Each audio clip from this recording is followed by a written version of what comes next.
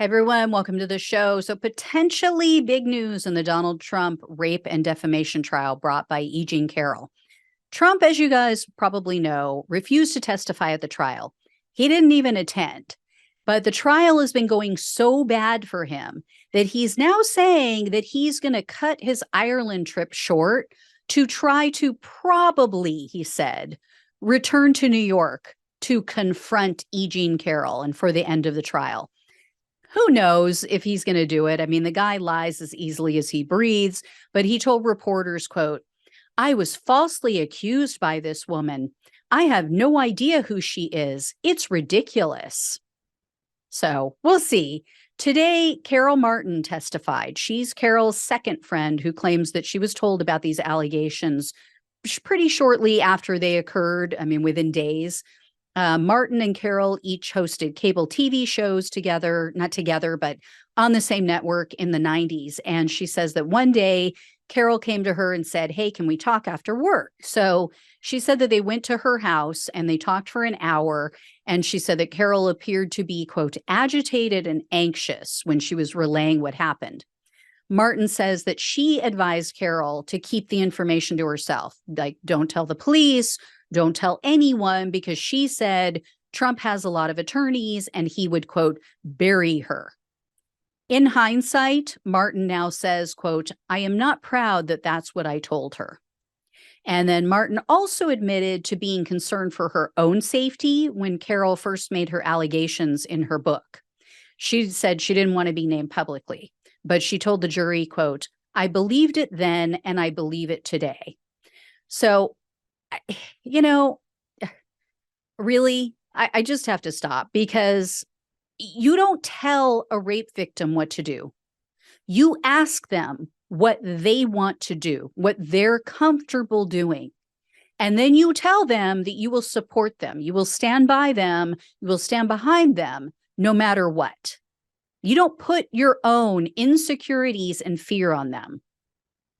Anyway, just pissed me off. But Martin admitted to being a Democrat. She said yes, I have negative feelings about Trump. Again, totally normal for someone who believes that he raped her friend. But Martin's own private text messages undermined one of Trump's defenses. Martin was the author of the email that I mentioned the other day. She's the one who, in an email, told Carol something to the effect of, "Hey, when we're both feeling better, we got to get together and scheme." So Trump's attorneys were planning to use that email to try to cast doubt on Carol's allegations. They were going to say, "Oh, see, she and her friends schemed to come up with this idea to accuse Trump to try to harm him politically." Well, Martin's text messages revealed the complete opposite. She wasn't excited about Carol suing Trump.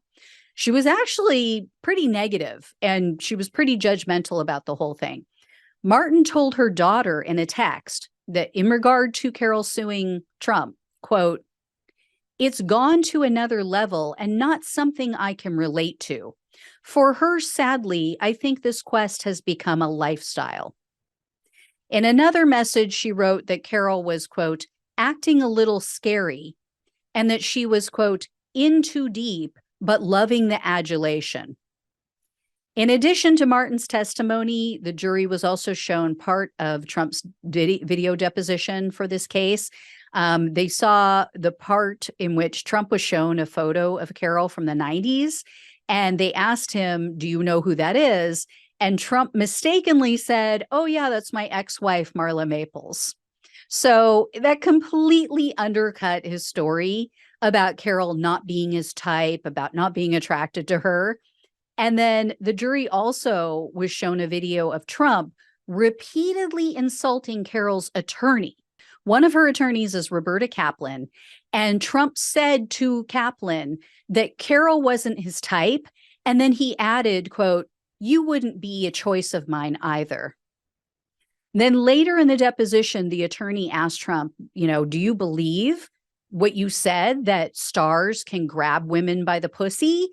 And he replied, quote, "Historically, that's true with stars. If you look over the last million years, that's largely true, unfortunately or fortunately." Fortunately, so he thinks it's fortunate that stars get to sexually assault women, that they get to grab women by the genitals and get away with it. And then Trump made jokes about Carroll and another woman's accusations, the woman who accused him about attacking her on the plane, essentially. He said, quote, "Can you imagine doing it on an airplane? That's almost as ridiculous as doing it in the dressing room at Bergdorf Goodman." But that kind of proves that they're telling the truth, right? Because if these women were truly fabricating stories about him, they would have made up a story about Trump assaulting them in private. They would have said, oh, yeah, it happened behind closed doors. There were no witnesses, blah, blah, blah.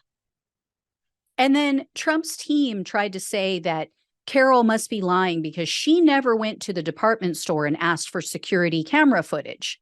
But then Trump was asked under oath in this deposition if he ever went to Bergdorf Goodman and if he ever sought out that security footage. And he said, no, I had no reason to, or something like that. So you know you're innocent, you're saying, and you don't want to try to do everything you can to prove it, to exonerate yourself. So anyway, the next and final witness in this trial was a woman named Ashley Humphreys. She's a professor of journalism at Northwestern University, and she's an expert in defamation cases. So Carroll's attorneys brought her in to explain to the jury how and why they could award damages in this case. Humphrey said that she conducted an analysis of all of the media coverage of Trump denying Carroll's allegations and where he called her a, quote, con job. And she said that those statements received millions of page impressions between social media and just regular news. Well, based on her analysis, she believes that the jury could award Carroll damages between $368,000 and $2.8 million. Plus, they could award punitive damages on top of that to basically tell him, like, yeah, don't do it again. So that's it, guys. This trial has wrapped up. The jury should begin deliberating on Monday morning. I will definitely let you know what happens. Yeah, I think he's toast. And as I've said before, she does not have to prove, as in criminal cases, beyond a reasonable doubt. There just has to be a preponderance of evidence, meaning if you think 50.0001% that she's telling the truth versus Trump, if it's just even slightly over halfway that you believe her more than him, then you have to give the win to her. So I will let you know. Thank you so much for watching and listening. Please like, share, and subscribe. Please donate if you can. Love you guys. Take care, and I'll talk with you soon.